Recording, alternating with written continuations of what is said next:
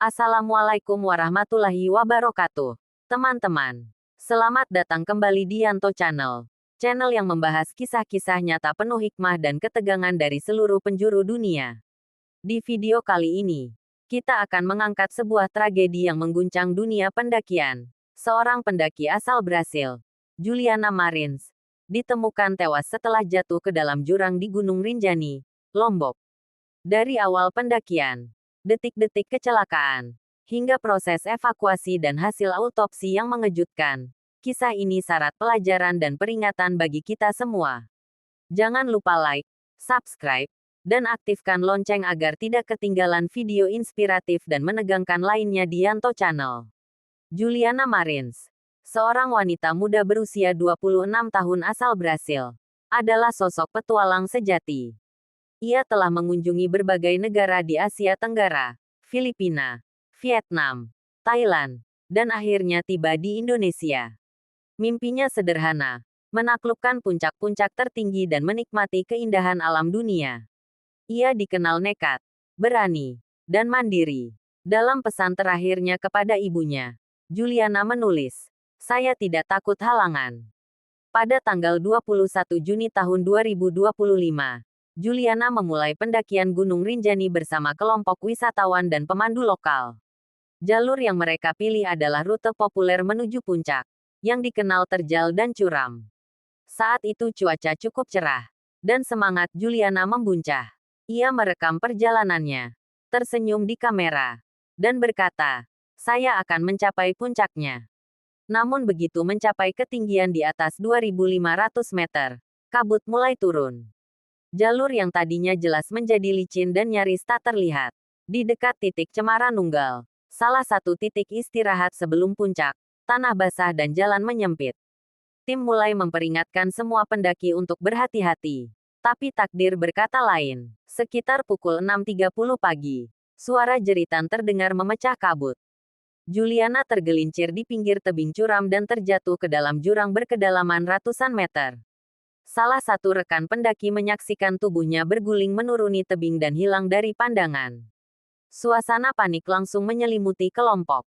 Pemandu segera menghubungi tim SAR menggunakan radio darurat. Tim SAR dan Basarnas segera bergerak. Mereka menerbangkan drone untuk mencari keberadaan korban.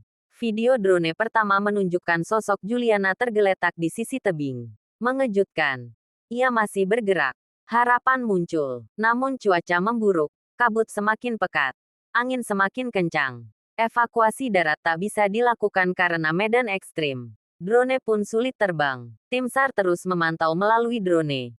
Namun dalam video berikutnya, tubuh Juliana tak lagi terlihat di lokasi awal. Ia tergelincir lebih jauh, sekitar 500-600 meter dari posisi pertama. Posisi korban semakin sulit dijangkau. Evakuasi sempat dihentikan karena cuaca buruk dan medan terlalu berbahaya untuk tim penyelamat. Akhirnya, 4 hari kemudian, jenazah Juliana ditemukan dalam kondisi mengenaskan. Ia telah jatuh hingga dasar lembah curam. Proses evakuasi berlangsung selama berjam-jam. Setelah berhasil dibawa turun, jenazahnya diterbangkan ke Bali dan dibawa ke Rumah Sakit Bali Mandara untuk autopsi. Dunia pun menyimak hasil investigasi medis. Dokter forensik menyatakan bahwa Juliana meninggal akibat benturan keras di kepala dan dada, bukan karena hipotermia seperti dugaan awal. Ia diperkirakan masih hidup selama sekitar 20 menit setelah jatuh. Namun luka internal yang parah membuat tubuhnya tak mampu bertahan. Kematian tragis ini menimbulkan duka yang mendalam. Keluarga Juliana di Brasil terpukul.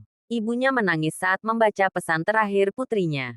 Pemerintah Brasil mendesak investigasi penuh. Sementara itu, pemerintah Indonesia dan pengelola Taman Nasional Gunung Rinjani berjanji akan mengevaluasi sistem keselamatan pendaki. Rencana pemasangan teknologi pelacak RFID dan peningkatan pelatihan pemandu langsung digulirkan. Tragedi Juliana adalah pelajaran bagi siapa saja yang mencintai alam dan petualangan. Gunung memang memanggil, tetapi keselamatan harus jadi prioritas utama. Pendaki harus mempersiapkan diri secara fisik dan mental, dan pemandu harus selalu sigap. Alam bukan musuh, tapi ia tak bisa dipaksa. Semoga kisah ini jadi pengingat bagi kita semua. Lebih besar dari Sahabat Yanto Channel. Inilah akhir dari kisah tragis namun penuh pelajaran dari pendaki muda asal Brasil, Juliana Marins, di Gunung Rinjani. Semoga almarhumah tenang di sisi Tuhan. Dan semoga kita yang menonton bisa mengambil hikmah dari setiap langkah di alam bebas. Jangan lupa tinggalkan like, comment, dan subscribe untuk terus mendukung channel ini menyajikan kisah-kisah nyata paling menyentuh dan bermakna. Sampai jumpa di video berikutnya. Wassalamualaikum warahmatullahi wabarakatuh.